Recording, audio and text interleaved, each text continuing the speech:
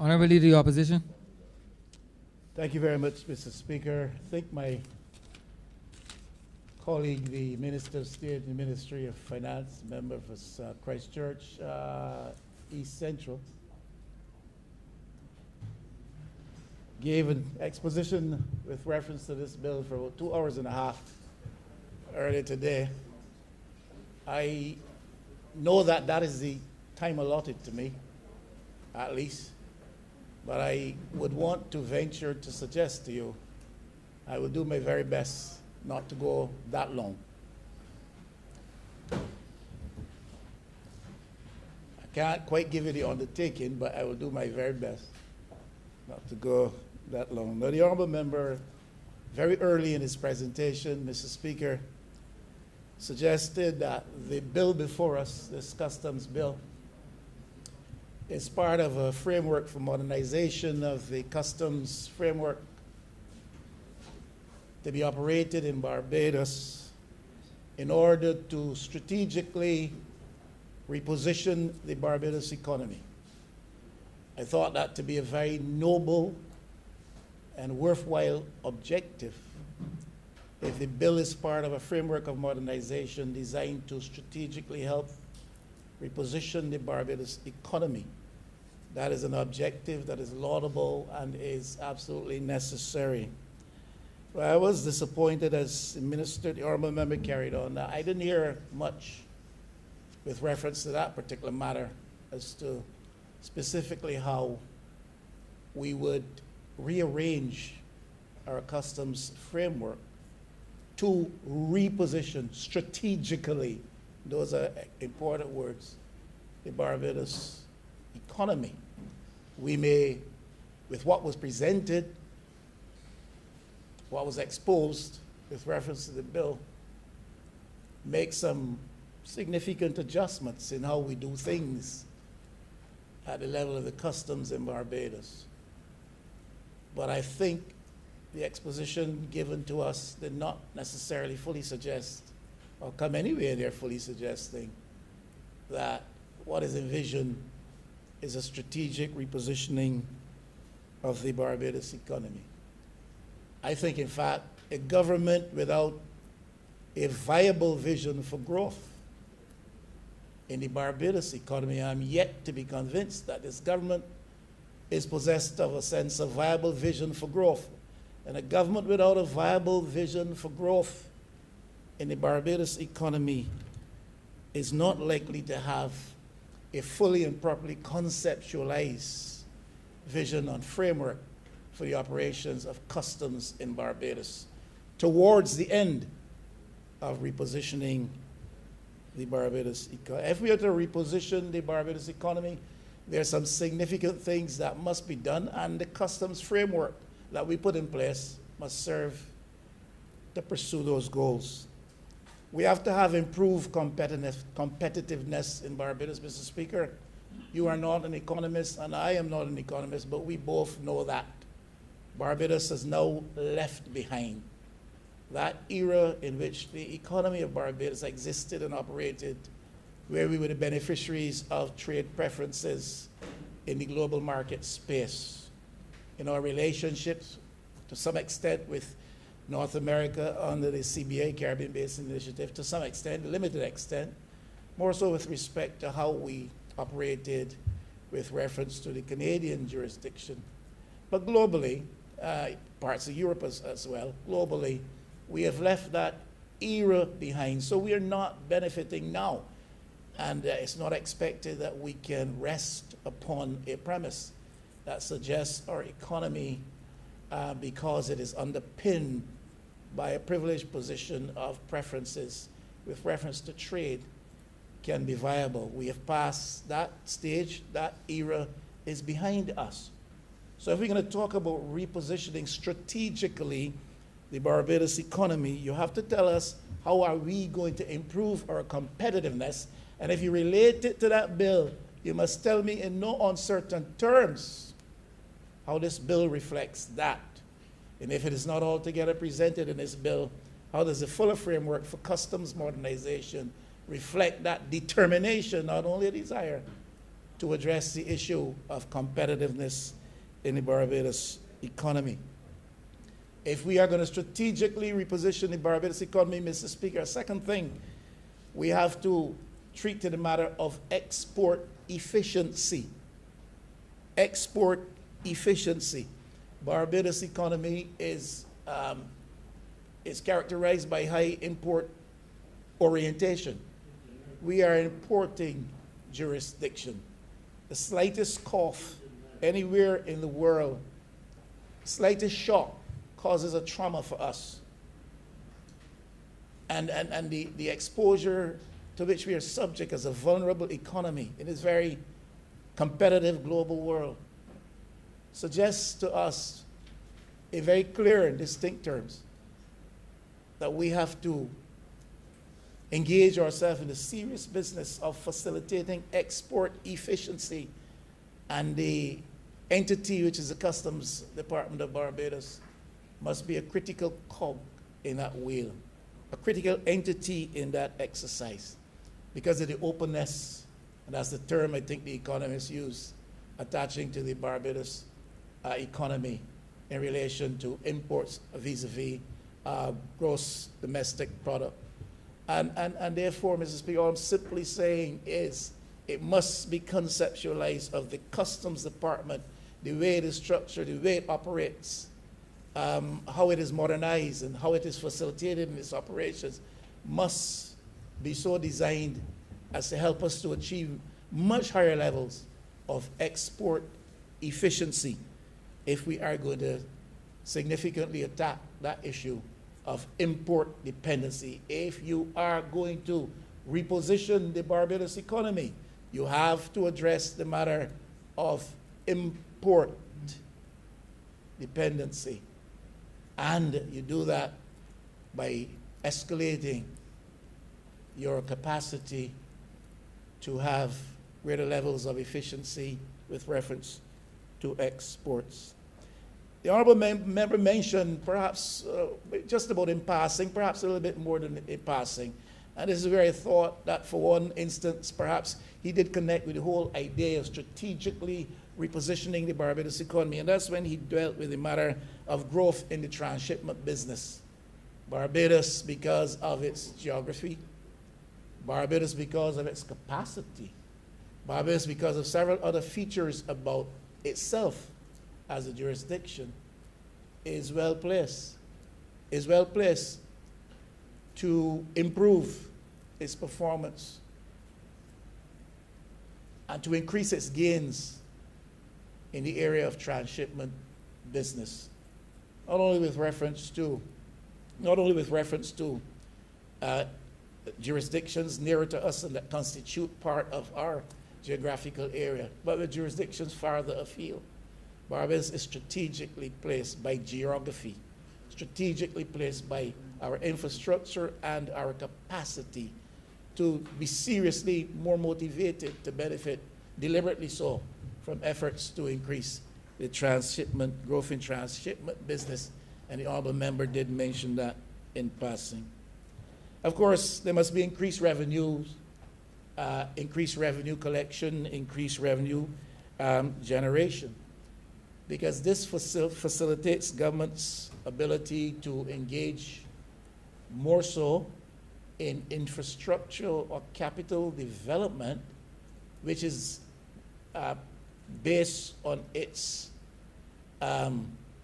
capacity to fund from domestic financing those projects. A lot of the capital works that we do are funded by borrowed foreign dollars, borrowed foreign financing. And we need to be able to do a bit, and this is in part, and I think this is understood by everybody, why the customs is so critical. We have to improve revenue generation. We have to improve revenue collection, because we want to change the dynamics in the domestic economic space, in the domestic economy. Not every piece of infrastructural development capital works has to be necessarily funded by foreign dollars. We have to borrow pay back in those same foreign dollars over time. But some of this can be generated from local domestic capital once the capacity of the entity in the front line with a responsibility for so collecting is able to collect, and therefore we can generate in the domestic space those additional dollars that we are seeing. The point perhaps more largely we're speaking to here is beyond developing the capacity to fund some of our own infrastructural development with domestic dollars.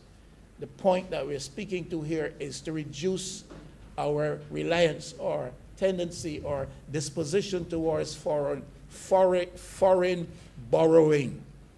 Now, that is a phrase which is becoming more and more familiar, but becoming more and more difficult for me to say because it comes with a sense of pain when we appreciate, come to an understanding of how much we are borrowing from abroad. And it seems now almost every day we come away to some news from the Ministry of Finance is that we have now acquired this loan and we've now borrowed that and we're now borrowing this.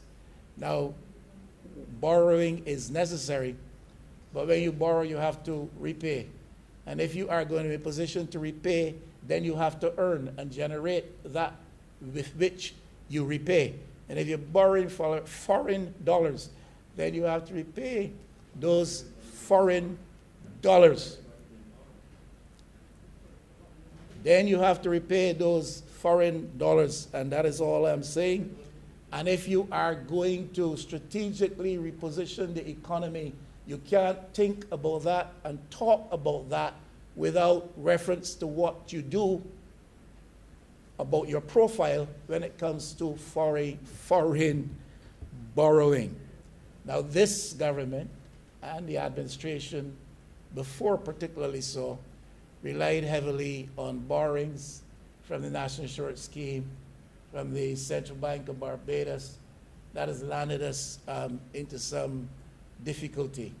This government came and, in a sense, by reneging on the debt to the NIS, reneging on the debt to the central bank, indulging in this debt restructure, in a sense, Mr. Speaker, was reflecting the same type of disposition that administrations feel we can borrow, we can borrow, and we can borrow. Well, that is the economic model of the past, and it needs to be seen to be receding into the distance behind us because we need to earn, yes. We need to produce more domestically that will cause a spillover in dollars in the domestic economy, and we need to be able to position ourselves such that we can derive more foreign dollars from earnings of revenue in relation to borrowings. And then, of course, Mr. Speaker, to the extent that we can improve the framework operating around the customs, we can enhance and add to the investment appeal of Barbados. Is customs a part of that effort? We want to make Barbados as appealing as possible, as attractive as possible to investors at home and investors from foreign fields. Is the customs a critical part of that effort and exercise? I think it is, Mr. Speaker. And if you are going to talk about repositioning strategically so the Barbados economy, you must be talking about helping to develop and improve investment profile for Barbados such that we become more attractive and more appealing as a jurisdiction. Now, I speak of domestic investment, I speak as foreign investment.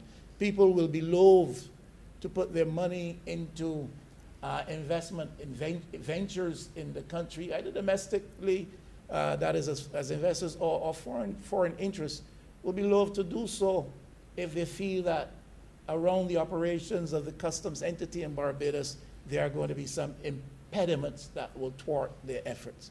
So all I'm saying is, if we are going to talk about a strategic repositioning of the economy, these 6 or 7 things to which I make mention are absolutely necessary. And I did not hear a lot of reference to some of these. We must platform Barbados globally as a globally reputed jurisdiction with a high sense and profile of integrity in our systems. Now, this is important. We live in the era of corruption.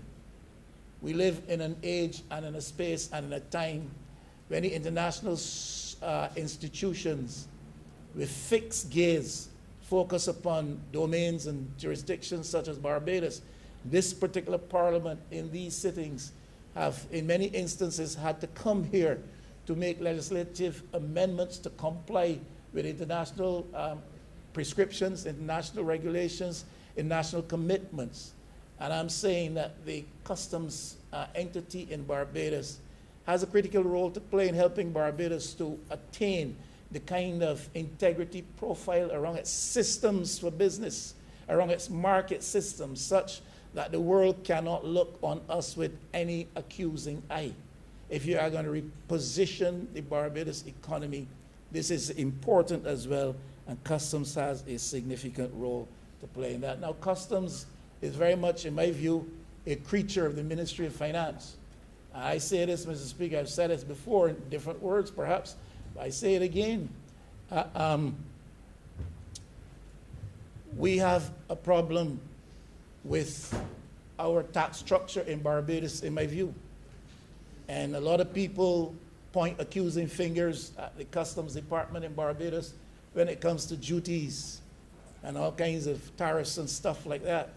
But the Customs Department is a creature of the Ministry of Finance as far as I'm concerned. And therefore, to a certain extent, what happens to be the reality when you have to interface with customs starts with policy emanating at Bay Street. And if therefore you are going to reposition the Barbados economy, you have to look at the type of taxation policy that is emanating out of the bosom of Bay Street. Government taxation policy. People cry out, and the minister himself, honorable minister, member when he spoke, alluded to this. People point accusing fingers at the Customs Department, when in fact, all they're doing is complying with regional arrangements, complying with international arrangements, and just falling in line with the tax and duty structure which is given. The point I'm making is that some of this emanates out of Bay Street. If we are going to strategically reposition the Barbados economy, we have to look at the tax structure that comes out of the bosom and brains of Bay Street. Just those 7 things, and I want to move on, because the honorable member did say at the beginning of his presentation and towards the end, this is about repositioning strategically so the Barbados economy for life in this modern world. But we can't do it unless we look at these 6 or 7 things I've mentioned, and of course, there are others. Customs is not simply, Mr. Speaker, a revenue collection agency. If you have that view of it, then it's a very limited view. Customs is critically so part of our defense architecture in this country we call Barbados. Monitoring the movement, policing the movement of commodities, and not only commodities in my view, but essentially it is part of that defensive border security architecture that we have mounted. We get that in our Coast Guard, we get that in the Royal Barbados Police Force, we get that in the Immigration Department, but I think Customs is critically very much a part of that. So if we see Customs only as a revenue collection agency, our vision, understanding of its role is rather limited and needs to be reviewed, because it's very much part of that defensive architecture, defense mechanism that we have in place here to protect our democracy, to protect our economy, to protect our national well-being. Now, after dealing some practicalities, and I hope I am understood and not misrepresented, Customs in Barbados is reputed to be, and I'm using my words carefully, because I know somebody will get up and say that the honorable member for St. Michael West accused the customs officers of Barbados of being corrupt. I am not, Mr. Speaker, very clearly, I am not doing any such thing. But one of the realities with which we have to reckon is that customs is reputed to be one of the most corrupt agencies, public agencies in Barbados. The honorable member, when he spoke, made a very pertinent point. And he talked about perception, and I'm talking about perception. And he says perception, if it is not addressed, and perception, if it is not corrected, becomes the reality. And I agree with him. That which is perceived, if it is not countered effectively, becomes the reality insofar as people are concerned. That is why this government tries so hard to mount a very positive image in messaging of itself, because it wants to create a certain perception of itself in the minds of people that is the best government ever to have existed in Barbados. I'm not arguing that today. I'm just illustrating the use. I am just illustrating what I'm trying to say. And so you can command a dominant, a prominent presence in social media. You can so command your access and use of Caribbean Broadcasting Corporation television such that use becomes abuse. And those are realities. But that is another discussion for another day. Today we're talking about customs. And perception can become a reality if it is left unchecked and uncorrect. Where this perception exists, that the customs agents, the customs department, the customs officers in Barbados constitute one of the most corrupt entities, it has to be countered.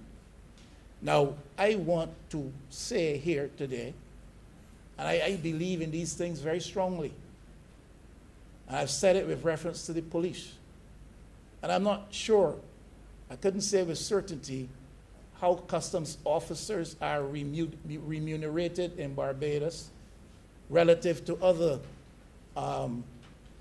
functionaries in Barbados or elsewhere in the region. But if customs is in the forefront of revenue collection for Barbados, if customs is in the forefront of defense of Barbados, as with other entities I earlier mentioned, then we have to ask ourselves, are they properly dealt with, treated, taken care of, remunerated? Now, the government has to answer that, because I think that corruption is given a rolled wicket, a good wicket on which to bat when people in the front line, functionaries in the front line of critical aspects of the life of this country are not properly remunerated. Then the wicket is rolled for those who are of corrupt impulses to see them as a clear and primary target. And I believe that. Yeah, treat the police properly.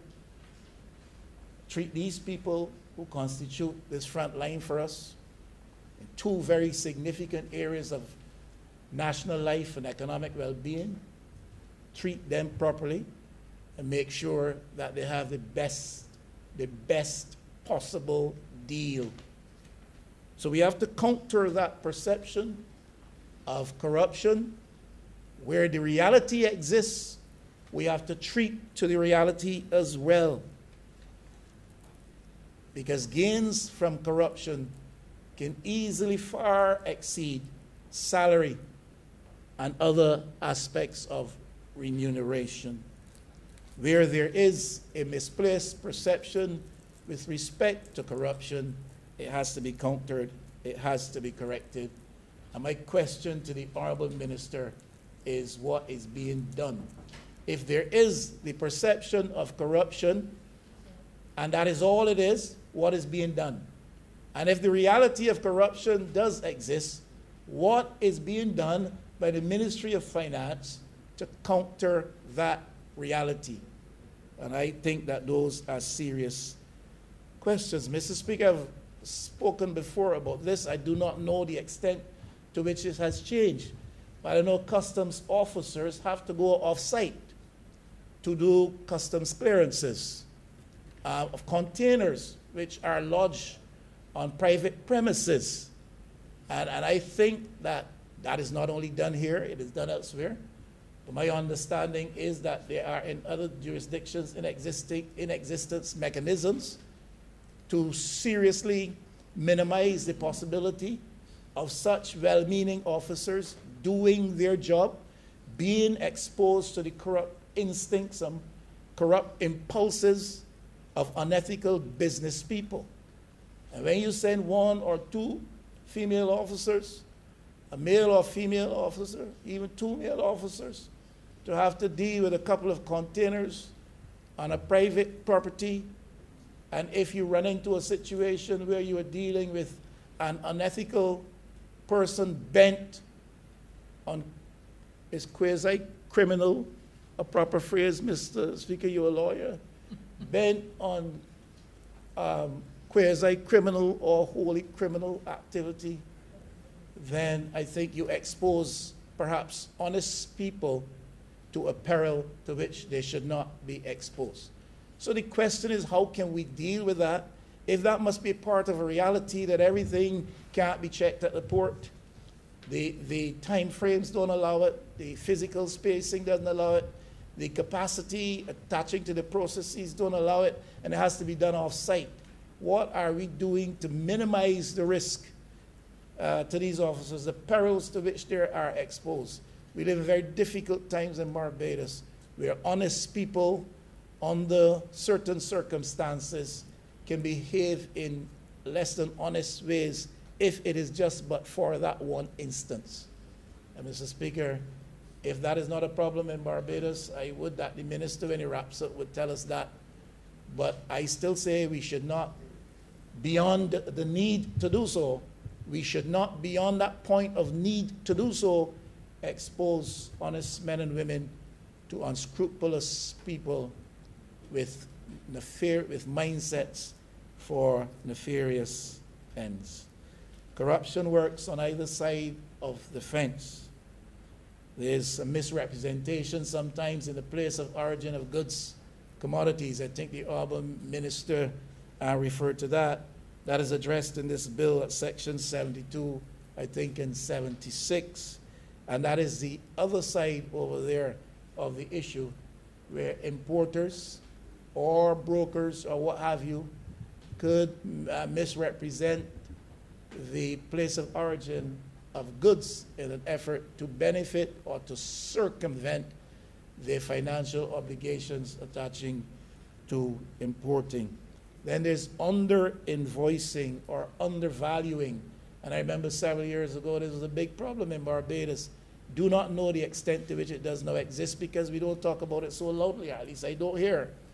But that comes from the other side of the coin as well. Undervaluing, under-invoicing. It is part of the culture of corruption that obtains in countries all around the world. This side, on the other side, this side of the coin, there of course is the cursive examination, the very fast and fleeting examination and wave on by an accommodating functionary of the government. And of course, the bigger business of official waivers. And I do not know to the extent that when it comes to these waivers, there's a proper mechanism in place for accountability, and that mechanism is a transparent one. These waivers, I presume, go down every day in Barbados, operating under somebody's hand, somebody's signature, and waivers take place. Now, how do we determine who benefits from these waivers? Are there specifically set criteria? Are they left to just perhaps personal preferences, perhaps personal connections? All of these are part of the dynamics of a culture of corruption, Mr. Speaker, which needs to be addressed.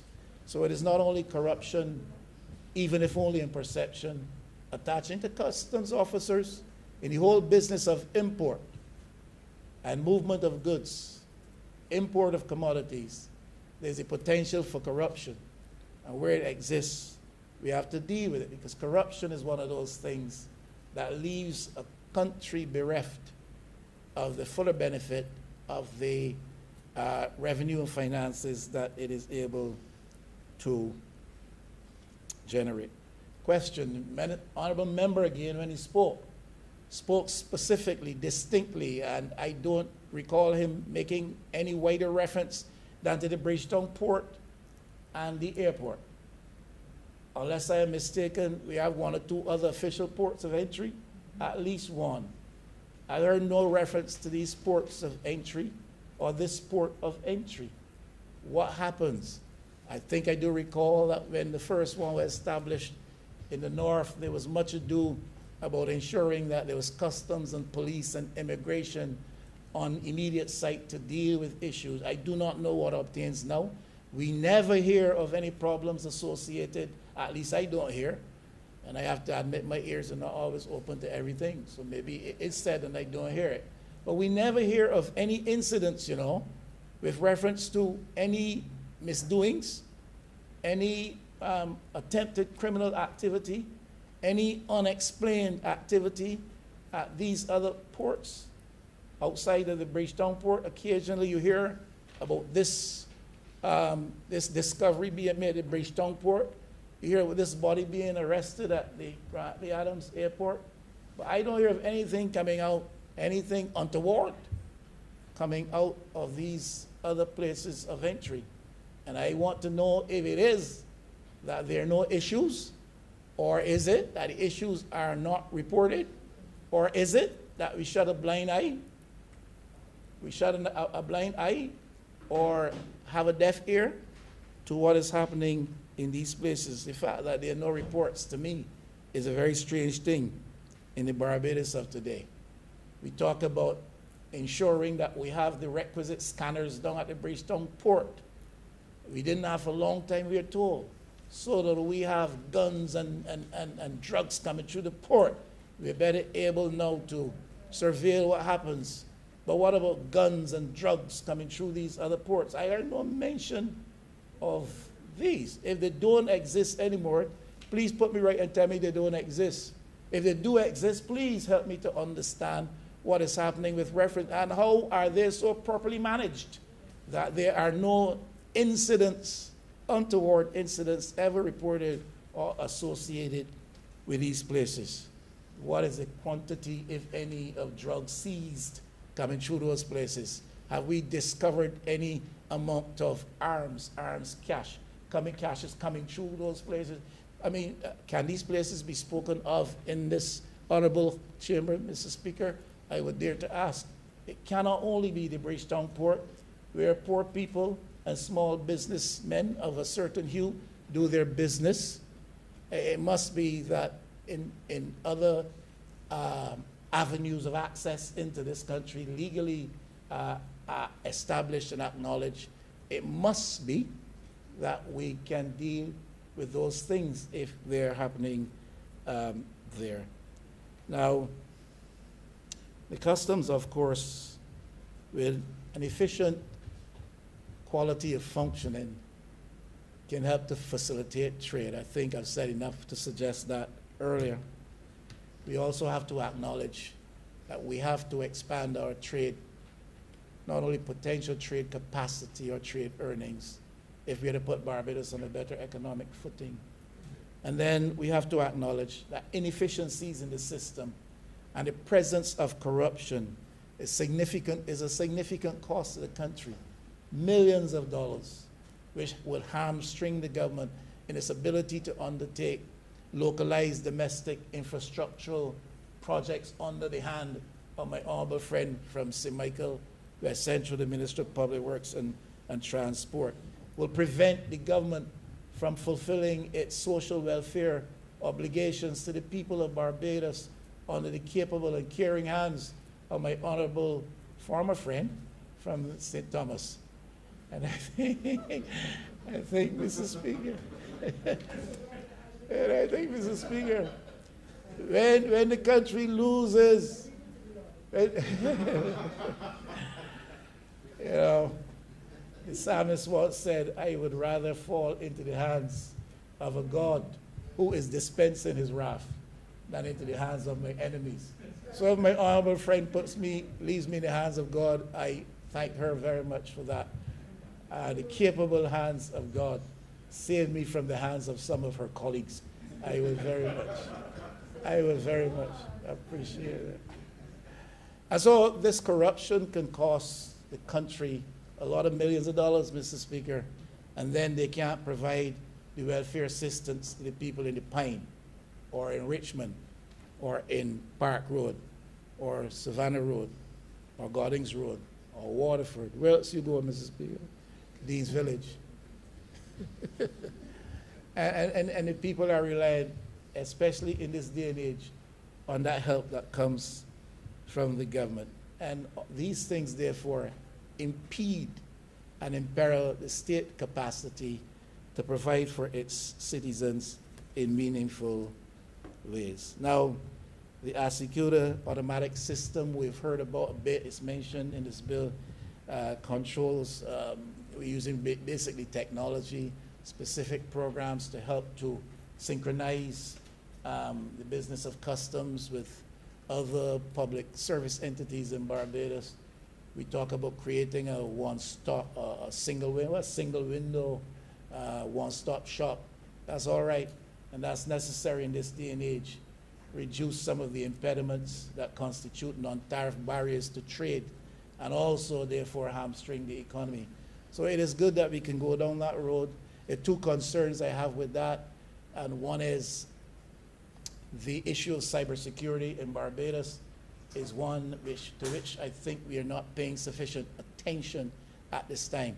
And the more and more you use technology, and the more and more information and data collected using the technology, especially if you talk about interlinked single window technology capacity and platforms, then cybersecurity becomes an issue.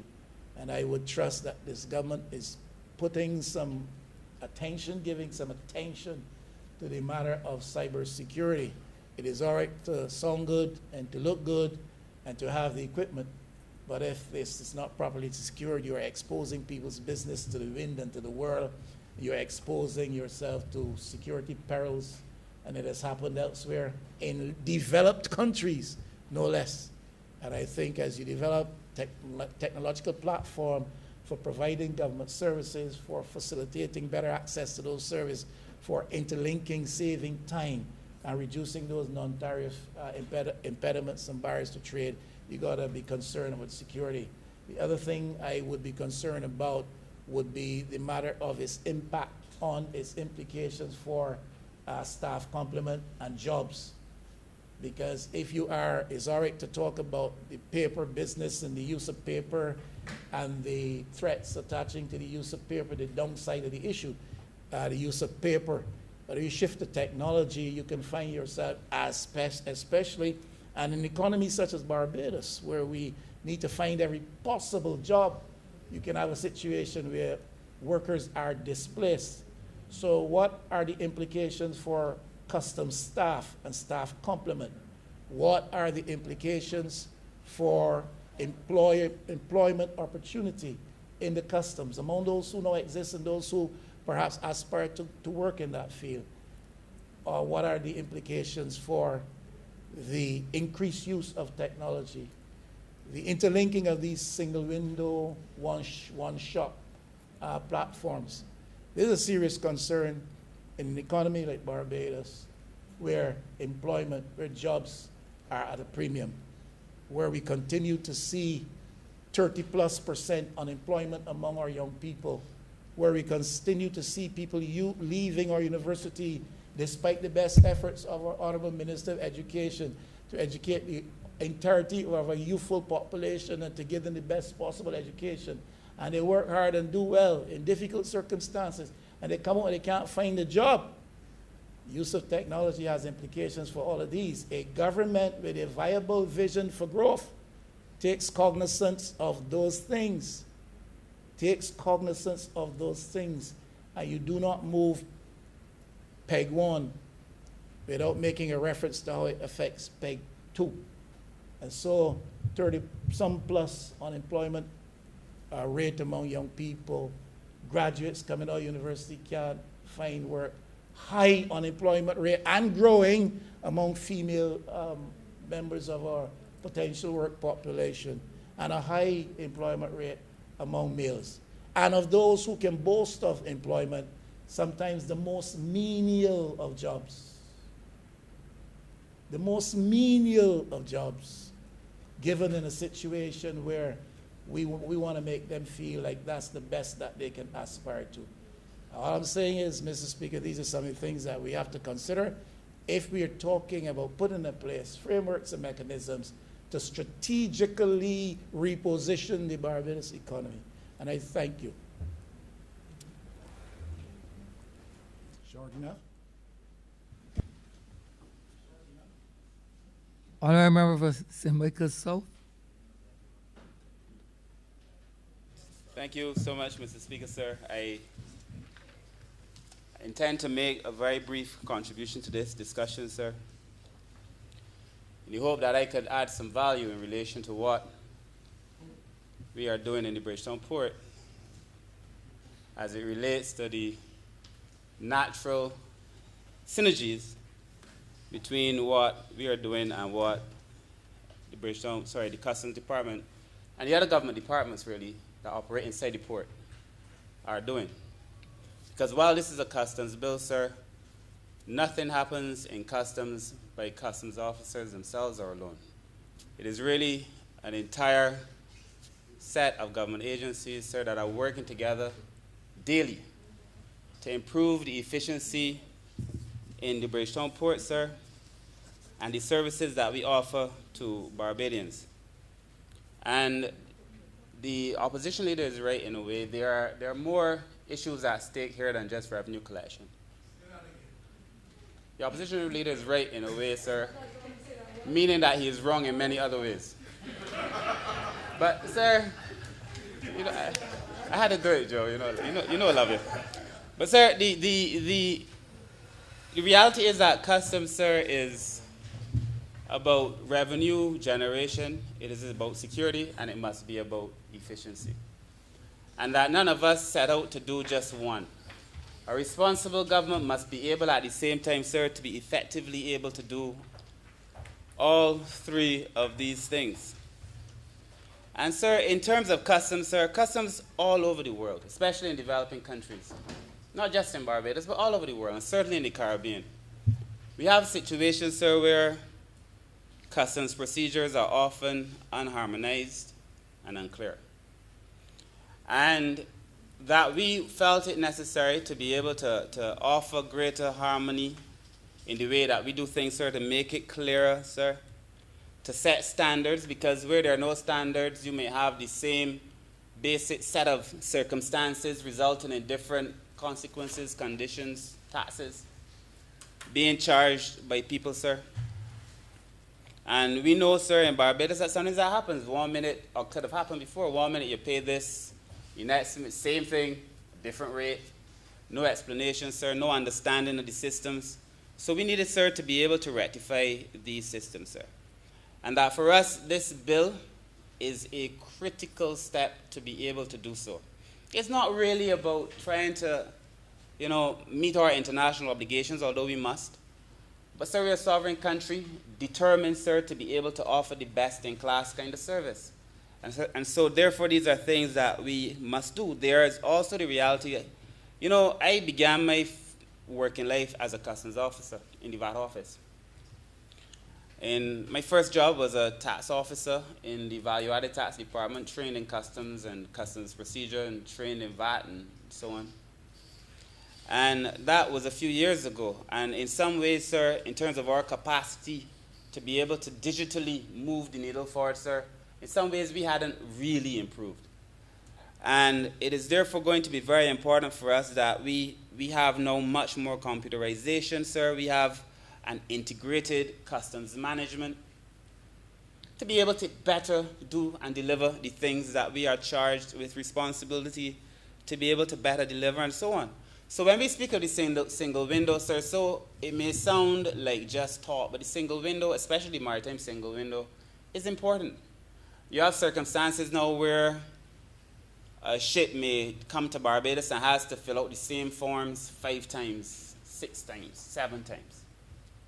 A single window now takes all of that out of the thing. You fill it in one time and it goes to the various who requires what, sir, in terms of security, sir, and protocols, will get the information that they need. But it's about becoming a lot more efficient than we traditionally have been. We also have now put in place the FAL, and I hope to be able to finish that debate here in a few weeks, sir, the facilitation of maritime traffic bill that I hope we're able to finalize very soon, sir. That speaks to us being able to offer that kind of just-in-time delivery of service. It's really about improving everything that we do, sir. And of course, when we got Asikuda going, sir, there were some challenges, but when we got Asikuda going, sir, that too improved the level of efficiency, sir. So these are things that are coming. But any time I have meetings, sir, I chair the Cabinet Subcommittee on Port Efficiency. Minister Strong, sir, attends these meetings frequently. There is a recognition, sir, that while I hear the opposition leader in terms of what happens to staff, there is also recognition, sir, that to do things better, even though we might add computerization, there are going to be circumstances where we need more physical bodies just to be able to deliver. And I know that customs remains somewhat understaffed. And to be able to better offer services, sir, we made a commitment, sir. There were positions in there that we made sure that they were standardized as part of the government system, sir, to be able to better offer services to people. Brought a sense of calm in circumstances where people had a disquiet in their soul. Knowing that we were the government looking after the interests of persons, sir, who were treated as an underclass within customs. So this government brought settle to that. And most of the people who now work or are associated with the government, sir, or associated with the customs, have a sense now that things are going to get better. We also know, sir, that it took, and it takes sometimes a long time to be able to classify. Minister Strong and I were going through codes and different things and classifications, sir, but doing the detailed work that is necessary to be able to offer better services. And when Asikuda first started, a lot of people don't stay, but the reality is that when Asikuda first got on the way, it wasn't that the system was necessarily flawed or that the customs officers were getting it wrong. Asikuda, sir, is extremely sensitive to error. So that in the traditional system, where you could enter your data and make errors and still be allowed to go to the next level, in Asikuda you couldn't do that. So it meant that a lot of people who were using Asikuda, a lot of the brokers and so on, who might be entering data and then waiting to make corrections later, could not do so. So you had a lot of circumstances where things were taking longer because people were learning the system, but the system itself was not flawed. These same persons would tell you, because I speak to them all the time, these same persons would tell you that as it stands now, it is a lot more efficient and that we are delivering a lot faster than we were doing before Asikuda, sir. So that Asikuda has made a positive difference in the lives of people who are involved in that sector. And that, sir, is without a doubt. The other issue that we have, sir, because I don't want people to walk away thinking that we're only debating a law and that this thing has no soul. The other issue, sir, that we are debating, sir, and discussing in the port and in customs, sir, is this uncoordinated hours among the various agencies. The port opens at one time. Customs opens at another time. BRA, who receives the revenue, opens at another time. So there is a lack of coordination, sir, in the times. If you want to get efficient, sir, there's going to be a need, and we've started that conversation, to have a conversation with the persons who work in these various departments. And that we are already having that conversation, speaking to the officers in all these departments. But this is a union issue, because they're now talking about people's hours of work, sir, whether it is written in stone or not. People have a legitimate expectation in certain circumstances, sir. So we're having a conversation with the unions to be able to offer a service in the port service so that we can say we are open at X time and everybody shows up to work, sir, at the time that we say we are open to business, sir. And that correcting these issues in my mind, sir, will lead to the kind of efficiencies that we want to have in a modern Barbados and in a modern Barbados Customs Department, sir. And I would say without a doubt that we are working to correct all these things. And it's going to be difficult if we are being serious, to discuss these things without looking at institutional strengthening. Our agencies, many of them, whether it is in the port, whether it's in customs, whether it is port health, immigration, sir, we have to strengthen the institutions to be able to better deliver to people of Barbados. And that in some circumstances, you need to import those skills because these skills don't necessarily reside in Barbados, and people don't like to hear it. But there's not every skill that we are going to need that resides here. Likewise, there are Barbadians elsewhere offering a skill that may not exist in other countries. That's the way of the world, sir. But that these are the things that we now have to be able to do. And I had a feeling, sir, I had a view that the Bridgetown port must become a place where it is friendly to do business and friendly for people to do business. You would recall either earlier this year or last, I think it was earlier this year, where there was some concern that people's goods were being tampered with, and people wanted to come back into the port to see their things. We said, okay, if that's how you feel, come back into the port and see the things that belong to you. Because I don't want you to walk away feeling that something is happening in the port. The amount of cameras and so on in the strategic areas in the port makes it difficult for us not to be able to see it now, though. So come back in and see the things that belong to you. But there's going to be a point, sir, where we have to, in the port, move that area from being inside the very heart and soul and belly of the port to still inside the port, but not in the secure area. So that we do not expose Barbados to risk, sir, because a modern port cannot have everybody going inside of it, sir. It's a security risk. And we're going to have to be able to change that. Sir, I also feel that in terms of transparency, for all of us, and I know the opposition leader, sir, would like to hear more about transparency. In terms of transparency for all of us, sir, we have to be able to make these things a lot more transparent. And by doing these things electronically, sir, by following the steps in the law that we will pass or hope to pass, sir, we make things a lot more transparent. It is going to be a lot more difficult for people to get away with things, sir, on the one hand, for aspersions to be cast on people's character. Well, they could still cast them, but they wouldn't be legitimate, sir, or the person could offer a defense. And offer some kind of transparency, sir, in the way that we do things, because you set out in systems. You know, there are systems, and the challenge is that if you allow the system to stay as it is, you can personalize these things. So that you walk into an agency, it happens not only in customs or in the port or anywhere, it happens in most places if you don't have systems. The way you walk into the agency today, you know, you got to ask who's at the desk, who you got to deal with today. Because if you deal with one person on a Monday, he's a nice fella.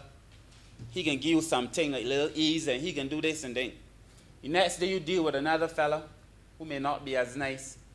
And he know because he has free reign, no system, he then allows the own darkness in his spirit, sir, to manifest itself in his conversations with you and the way he treats you, because there are no systems. And that we are seeking, sir, to put in place systems to take out that kind of today one way and today another and tomorrow another kind of way. That kind of discretion, that wanton discretion, sir, that is dangerous. That is what, sir, I believe we are seeking to address. And, you know, borders cannot be fluid. You can't have these fluid borders, and it doesn't work like that. We need to have systems, sir. The customs department has to be clear. Port has to be clear. The security has to be clear, sir. And I feel, sir, that it gives the opportunity for honest men, sir, to not have their names called in things, sir, that are nefarious. That is why we are seeking to do some of these things as well. And I think we are lucky because most countries do not have the political will, many, to do what we are doing. Many countries are not tackling customs and immigration and the port and moving toward having FAL, the facilitation of maritime traffic. And we had, sir, in the last 10 years been so far behind.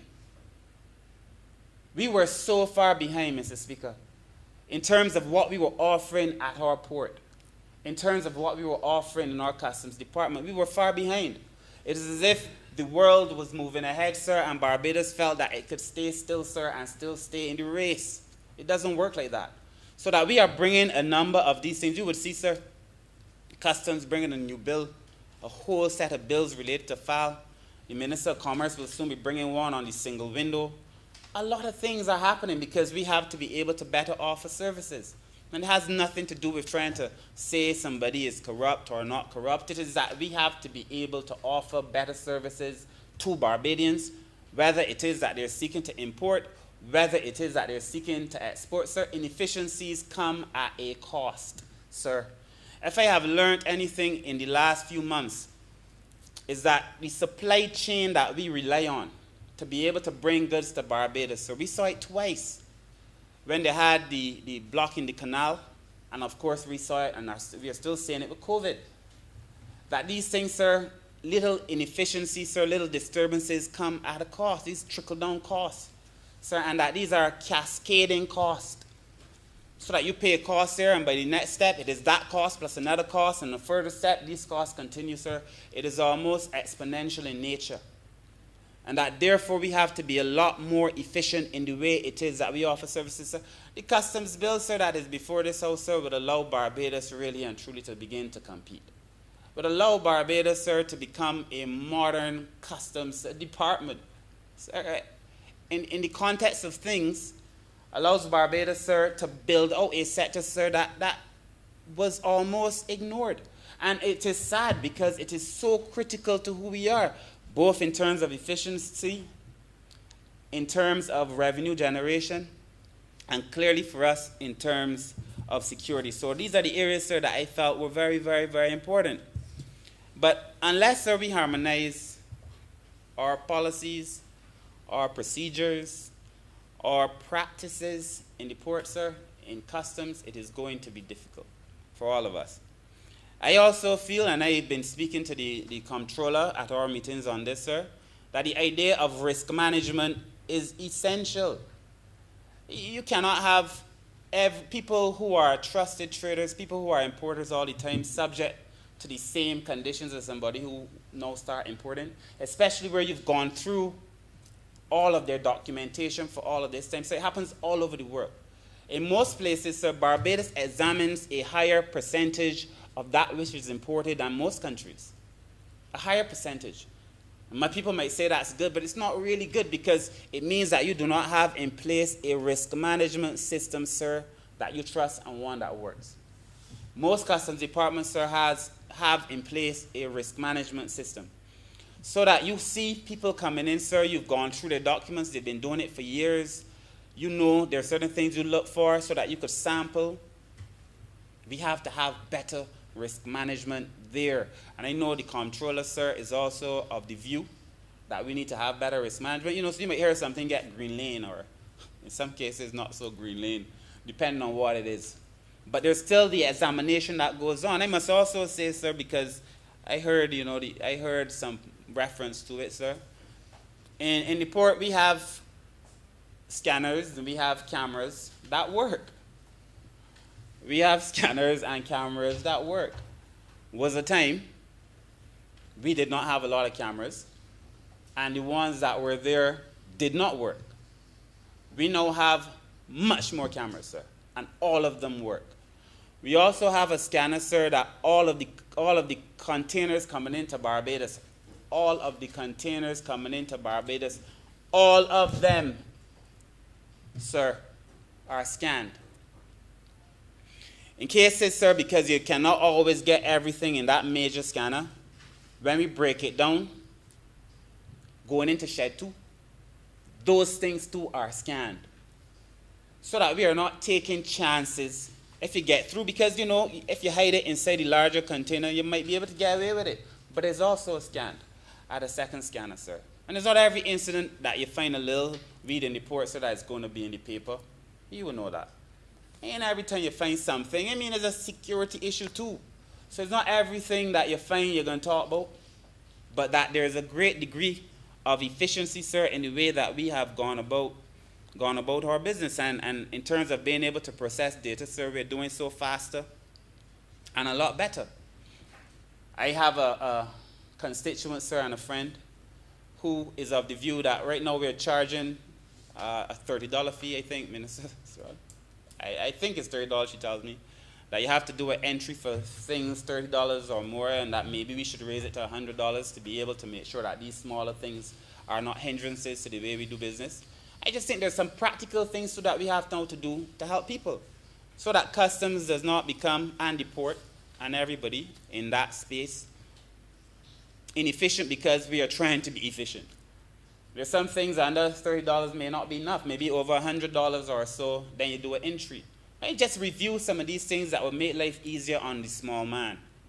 Because a man who's importing a pair of shoes for his child to wear to school or something, might not want him to do an entry for those kind of things. Just to be able to review, we say in this party, sir, deconstruct, reconstruct. Just some of the simpler things and make life easier for people. Because I am positive in my mind, sir, that is why all of us in this room are sitting here.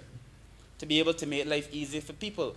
And that the customs bill must be a tool that makes life easier for the people, sir, who live in this country.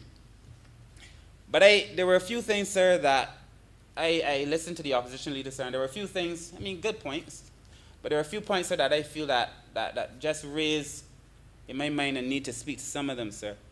This idea that we are borrowing, and I am sure the Minister in the Ministry of Finance will speak to this, sir.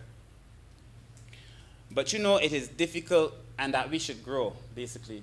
Be able to generate revenue through COVID and grow and do this is wishful thinking.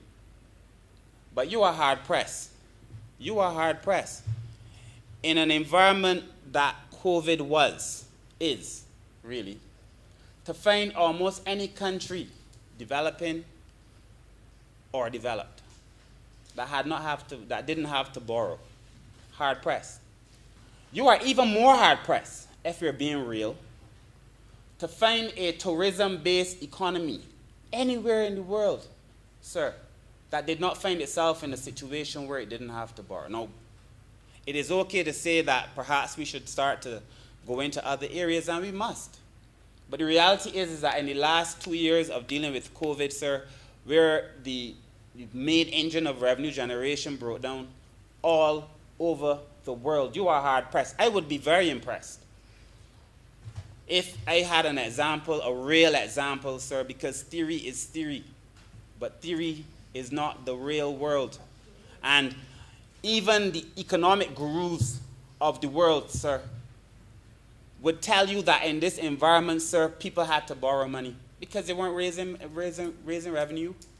The challenge is for me that were we under the last administration, they could not borrow money. It is not, the question isn't whether we borrowed or not. The question is whether they could have borrowed or not. And to be able to fill the hole, sir, that we needed to fill, sir, to be able to get through COVID, Barbados has to be the best place in the world for anybody to have had COVID, sir, in the last few years. Well, I know people who live in Europe who got COVID early and were told to stay home, only come to an institution if you're dying, pretty much. In New York, we saw people being pushed out like back in the day, sir, almost on pancake carts and thrown into the back of ice vans because the morgues were so full. This little country, sir, handled its business, and it handled it well.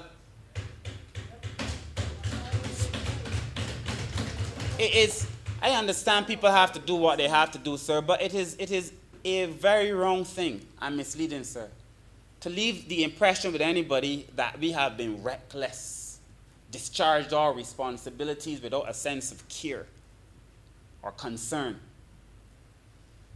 which is the complete opposite, sir, of what we have done, sir. And so I understand that the economic model may be flawed, sir, but show me an economic model in these circumstances, sir, different from ours that worked. Show me. And if you show me, sir, I will believe. I know the opposition leader, sir, is a man of faith, sir, and he might refer to me as a doubting Thomas, but I must know in this circumstances see the hole in his hand. Because there is no economic model, sir, that I know of that worked in these circumstances, different from that, sir, which we are doing.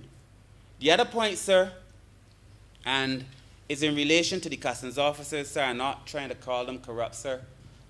And to make it sound as if then these innocent little customs officers, like fish in a pond, sir, are surrounded by these sharks, all of them corrupt. And that because the pond is so filled with sharks, sir, these little innocent customs officers may now find themselves, sir, fall into corruption. And you know, the words that were used, sir, was, you know, of that vein, like customs officers, because they, you know, especially when we go out. I must also tell you, sir, that the customs and the port is looking at a central examination facility that will be located at the port. It is in the the port's master plan. So very soon, instead of having to go off-site to be able to examine containers, those containers are going to be examined on-site, which reduces, and I'm sure that's your point, which reduces the likelihood of anything untoward occurring, sir. And I feel that the men and women in the customs department, for the most part, are people of tremendous integrity. And that even in the face of temptation, sir, most of them will not bow. That's my view. And I have a tremendous pride in the way, sir, that they have been able to discharge their responsibilities. And that I will continue to have such a pride in the way that they have been able to discharge their responsibilities, sir. And, you know, honest people in any circumstance, sir, will behave honestly. Honest people, sir, in any circumstance will behave honestly. I do not think, sir, that in treacherous circumstances, sir, where somebody is flashing a few dollars at a man, sir, that an honest man is going to fall for it. I don't. And I feel very strongly that most of the people who work in these departments are honest people and will not fall for it. And that's the difference, I believe, fundamentally, perhaps, in how we see this situation. And then, lastly, sir, the situation with the scanners, sir, very, very, very quickly, sir, and the cameras, sir, that we installed in the Bridgetown port, sir. It wasn't only in the Bridgetown port that we made such demands, you know. In the other areas where people import goods and are allowed to clear goods, sir, we've also asked them to, and they would tell you that they had also to buy scanners. So all of them must also scan too. So that when you go to these facilities, sir, and they would tell you, because they've been saying how since we made them put in the scanners that it has slowed down their business, they would tell you that we made them, they had to buy scanners too. So that those major importers, sir, those major clearing areas, sir, also have scanners. And they've called me and they've said in certain times, it would be nice if the customs officers were not insisting that these goods be scanned when they are entering, but that allow them, because they're looking to move faster. They could stop some of the containers, stop some of the goods, and scan as they are leaving. But customs has insisted that they will scan them as they go in, which they say slow them down. So I know for a fact that it's not only in the Bridgetown port that there are scanners in other places too. And that those scanners are manned oftentimes by customs. What may be more true is that sometimes when it is time for scanning, they may say they don't have an officer. That may be true. And again, sir, that speaks to the fact that I feel we need to have more bodies, not less bodies in customs. So, sir, I just wanted to add that balance and that perspective, sir. I feel that this bill offers a value that we perhaps should not be allowed to miss. That I feel very strongly that this bill, even though it sounds like a customs bill and finance and revenue and efficiency and so on, is really about people and people's capacity to be able to live a decent life in this country, to facilitate trade faster, to make things less costly. Right now, a container, sir, because of the way the world has been moving, right now a container has gone up in cost astronomically because of COVID. So that the delays in the supply chain meant that there were actually less containers available than there were goods. So containers then became a business almost in themselves. Very, very difficult to be able to get a container. And when you do get it, sir, you have to be able to pay more for it. People are not even giving you containers now because of the demurrage charges and so on too. Everything now is a lot more expensive than it used to be. The fact that we are able to move faster, the fact that we are able to be consistent, sir, because certainty in the port certainty in customs and certainty in our systems will mean something. Will make it a lot easier for people to get access to their goods. And it will make those goods, sir, a lot less costly to people. And at the end of the day, sir, we are doing all this for people. So, sir, I wish to lend my unequivocal support, of course, to the bill. I want to thank the Honorable Minister in the Ministry of Finance for bringing the bill, sir. And I am confident, sir, that this bill would add value to the lives of ordinary people in this country, sir. With those few words, sir, I thank you. Honorable Member for St. James Central. Mr. Speaker, sir, I too would like to just encroach on your forbearance to share a few thoughts and offer another perspective on this matter. I was not minded to do so, Mr. Speaker, sir. And indeed, for much of the delivery of the Leader of the Opposition, I remained content that I would not do so, except for the fact that he happened to harp upon the terms growth and competitiveness. And to focus more specifically, Mr. Speaker, sir, the question of competitiveness. And as the Honourable Member elaborated, it became clear to me that there was perhaps a need for an intervention which sought to right the ship in the water. Because, sir, it is clear that we are dealing with a customs bill, and I think it should be clear to all who are within earshot, and indeed all who would use their imagination, that a simple customs bill will not and cannot by itself address all of the nation's woes with respect to growth and challenges associated therewith, nor for that matter, Mr. Speaker, sir, could it by itself alone, standing alone as a piece of legislation, address all of the nation's challenges with respect to competitiveness. And I think we have to recognize, first of all, sir, that there's much that this government has done that perhaps falls easily within the context of maintaining and improving our levels of competitiveness that are perhaps so simple and so straightforward that many, including, unfortunately, the Leader of Her Majesty's Opposition, take it for granted. I give you a few examples, Mr. Speaker, sir. When we are talking about the water mains replacement and this government's commitment to rectifying what has been, in some cases, as much as 100 years of neglect. Sir, we are putting the country, by way of the preservation of our people's access to water, our industry's access to water, into circumstances where we are collectively more competitive. The simple, and that is perhaps a larger picture. The simple act, as was done a couple of days ago, sir, of extending a curfew from whatever time it was, 9 in the night back to 12, rolling it backwards, sir, enables people in the services sector, in particular in the entertainment industry, to become a little bit more competitive. And I say that, Mr. Speaker, sir, in fact, even as I speak, I reflect on the cleanup of ash done immediately after an ash fall, but necessarily so in order to get business back to work, schools to reopen, et cetera, again, in the interest of competitiveness. And I don't want a red herring to be drawn across the trail in a debate as fundamental as this on the issue of competitiveness, because if there's one thing that this government should and could not properly be charged with, is dereliction of duty with respect to this nation's competitiveness. In every single sphere of endeavor that the Cabinet's ministries focus on, sir, there has been at the core of our work getting the competitiveness levels of Barbados up. Now, sir, the Leader of the Opposition spent great time, and I think he was very well responded to by the Honourable Member for St. Michael's South, who just took his seat. And I will not belabor much of the points made by him. I think that the Honourable Member for St. Michael's South pointed us in the direction that we all need to look when he said that the port has to be a friendly place to do business. And in this very brief intervention, sir, I want to focus on that part of the bill, which will take us through what is perhaps, again, one of the keenest areas of the likelihood of our increasing this nation's competitiveness in business as it impacts or as it flows naturally through the work of customs.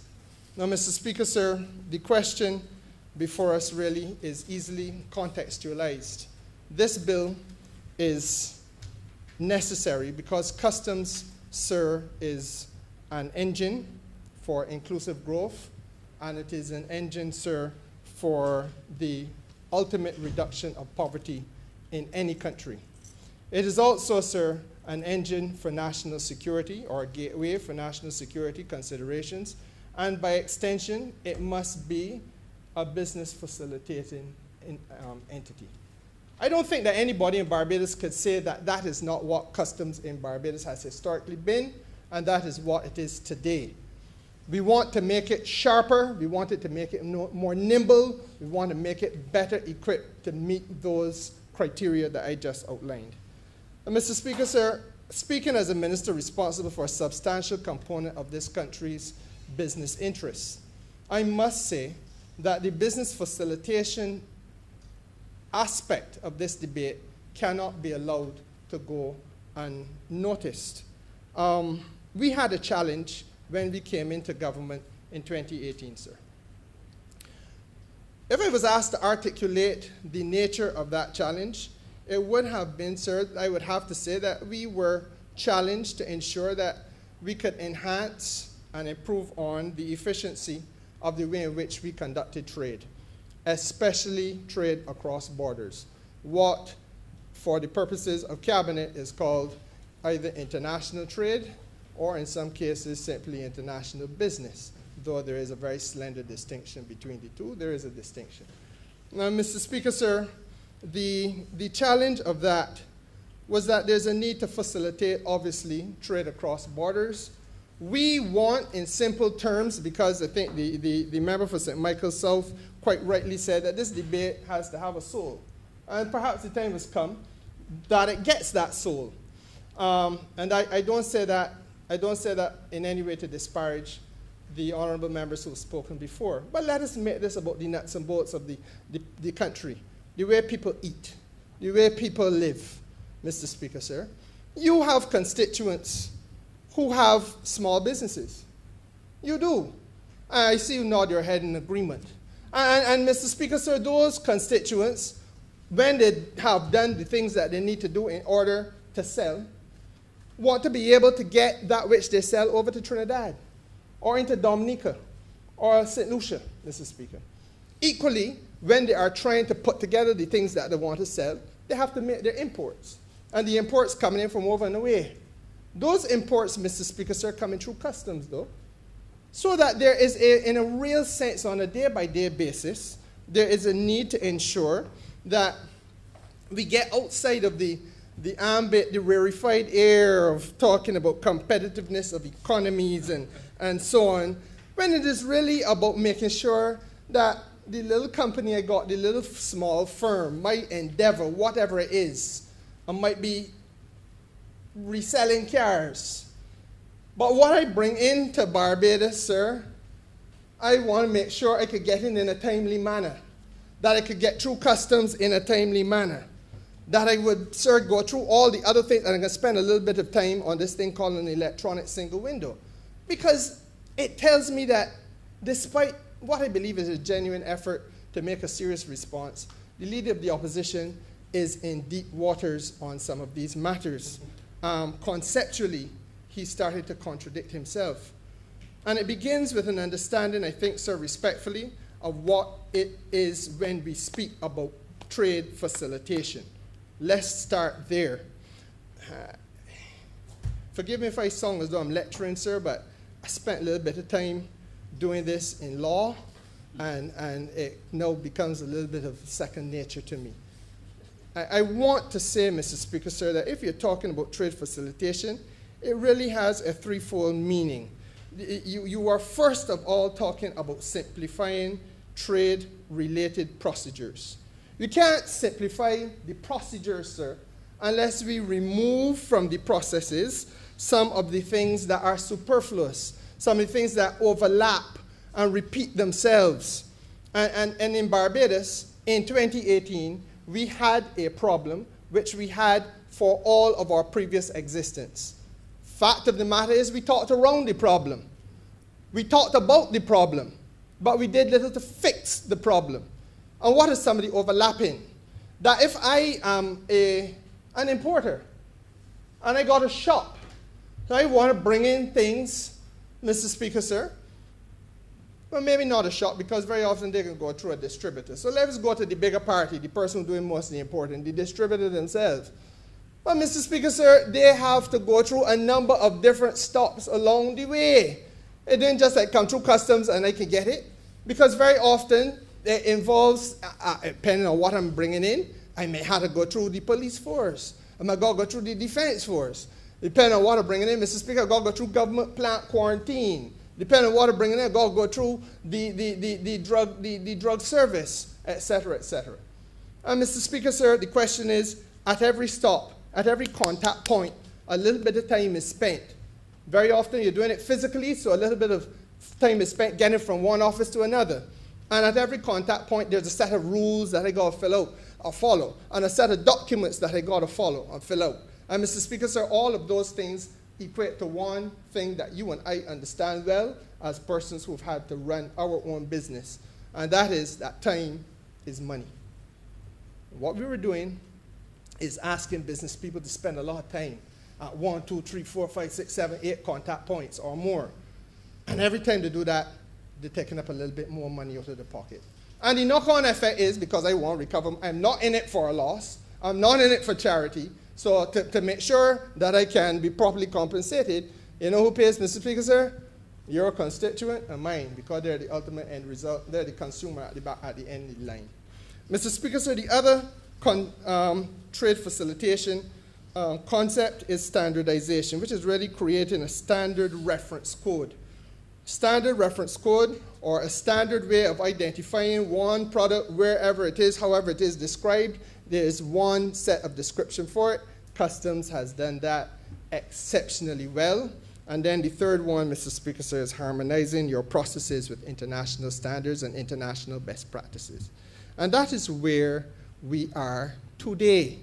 And that is largely what brings us here with this bill, Mr. Speaker, sir. The first one that I spoke about and the last one I spoke about clearly require two things. The need for us to have digitized documentation and digitize your access to the process. And then after that, Mr. Speaker, sir, after the digitization, you want to have a coordinated strategy to manage your border. Now, sir, it is not a difficult thing to understand.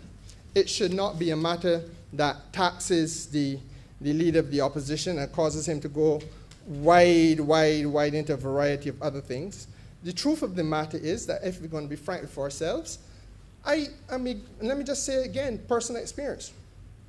I went into cabinet in 2003.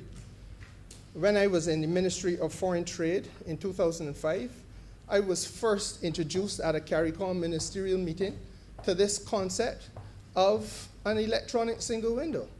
At that time, it was mooted by the UN as a best practice that we should be following.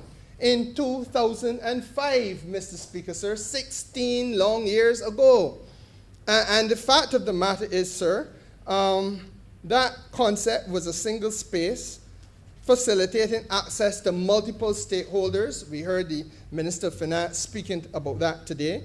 And multiple investors and stakeholders would interface on this space. And most importantly, government's regulatory agencies would be in the space as well. The issue for us, Mr. Speaker, sir, was to deal with the mischief that we were hoping to correct. Between 2005 and today, that mischief was not corrected. And what is the mischief that we're talking about? And I want to pause here because, as I said, we're giving it a little bit of soul. And to do that, you got to understand what the people went through. The people elected to change the government in 2007. At the end of 2007, started 2008.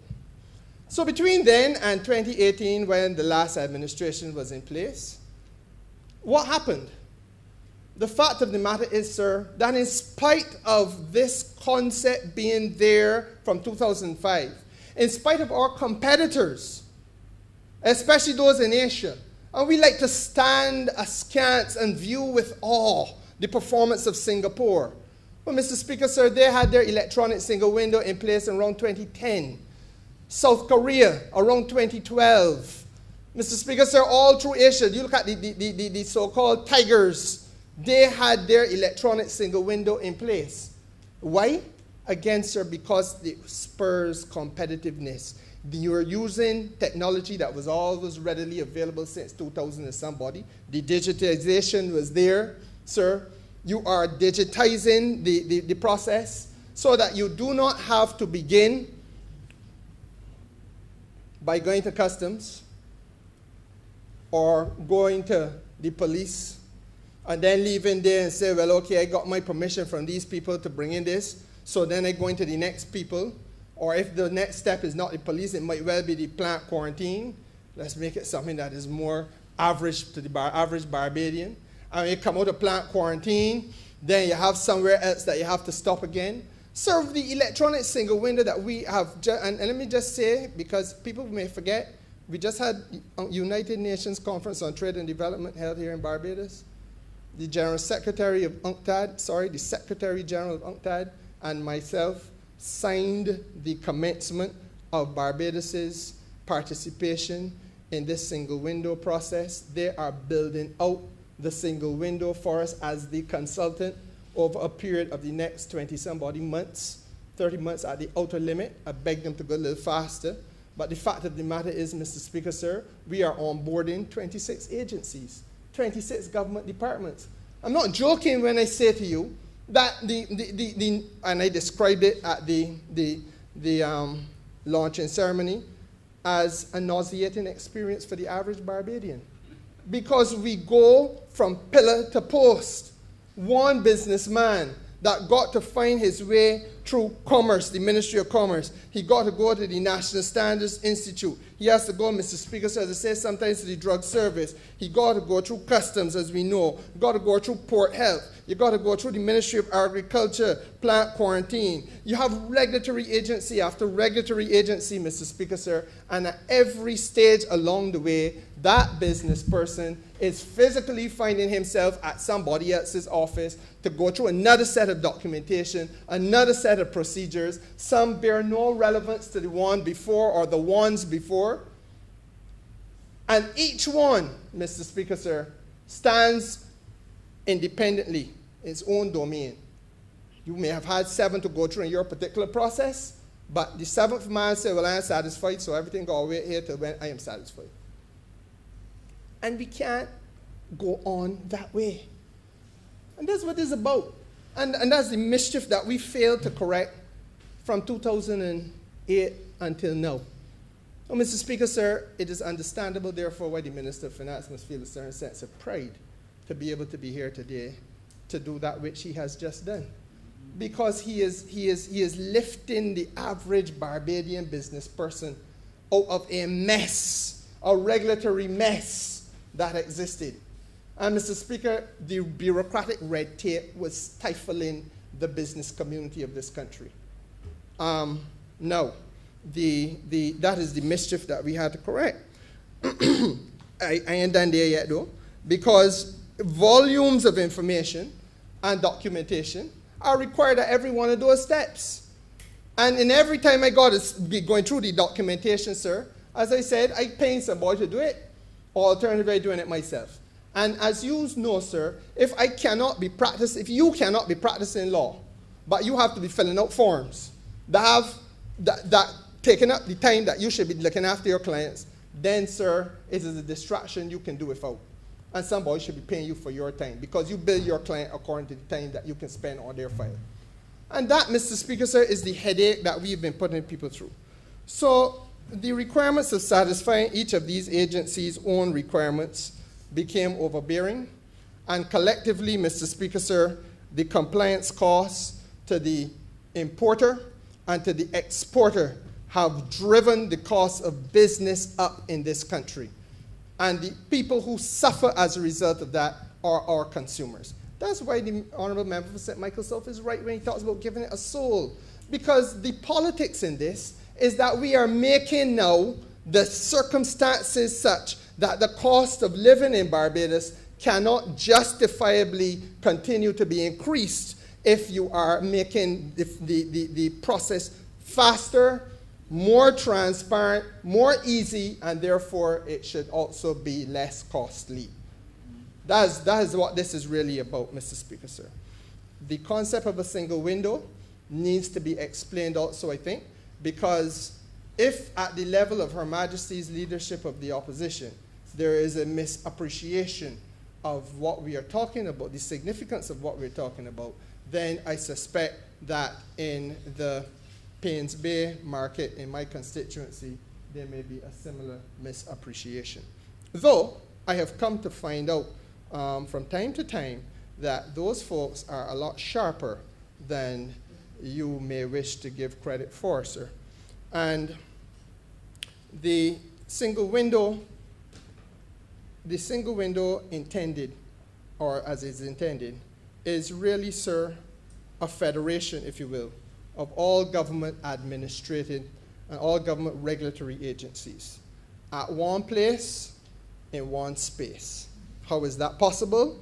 It is possible because we do it on a digitized platform. Mr. Speaker, sir, the advantage is that they interface with each other at any given time, and that there is a single entry point for every person who is seeking to conduct business in Barbados. Whether that person is an importer of something or whether that person is an exporter of something, the facilitation that they get is an ease of passage through the regulatory agencies so that the requirements of the regulatory agencies can be assessed by the agencies themselves. There can be a don't want to say cross-fertilization, but a cross-referencing is the word I'm looking at. If Customs has some view about what agriculture or the Ministry of Commerce concerns are, Customs can go on to the space, find out what it is that the Ministry of Commerce had to say about the matter. There can be a cross-referencing in the interest of expediting this process. A file no longer has to be put in a messenger's hand for a messenger to get an available motor car. If he is not at work this week for whatever reason, he won't have to wait until next week for it to move from Commerce to the Ministry of Finance or to the Ministry of Agriculture or wherever else. For that file to work its way through the registry of the receiving entity, to spend a couple of days on the desk of the person because it ain't get